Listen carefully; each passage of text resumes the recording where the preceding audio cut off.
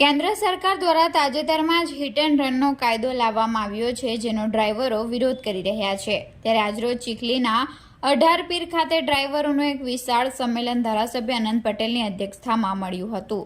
કેન્દ્ર સરકાર દ્વારા અકસ્માતની ઘટનાઓમાં જવાબદાર ડ્રાઈવરો સામે આકરા પગલાં લેવા માટે હિટ એન્ડ રનનો કાયદો લાવવામાં આવ્યો છે, જેમાં અકસ્માત સર્જનાર ડ્રાઈવરને 10 વર્ષની સજા અને 7 લાખ રૂપિયા દંડની જોગવાઈ કરવામાં આવી છે, જે કાયદાનો ડ્રાઈવરોમાં ભારે રોષ જોવા મળી રહ્યો છે।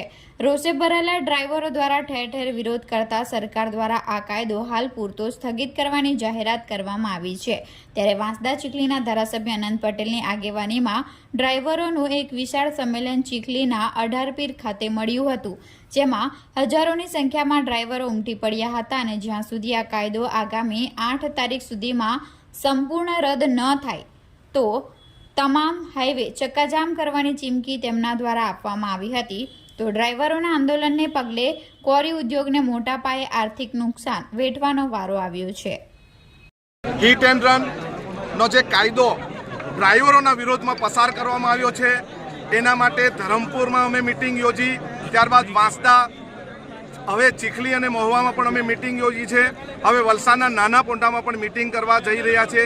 ત્યારે અમે બધા જ થઈને એક નિર્ણય લીધો છે કે આ કાયદો જ્યાં સુધી સંપૂર્ણ રદ ન થાય ત્યાં સુધી અમારું આંદોલન ચાલુ રહેશે અને આવનારી 8 તારીખ સુધીમાં આ કાળો કાયદો પાછો ન ખેંચવામાં આવે તો અમે તમામ હાઈવે બ્લોક કરીશું।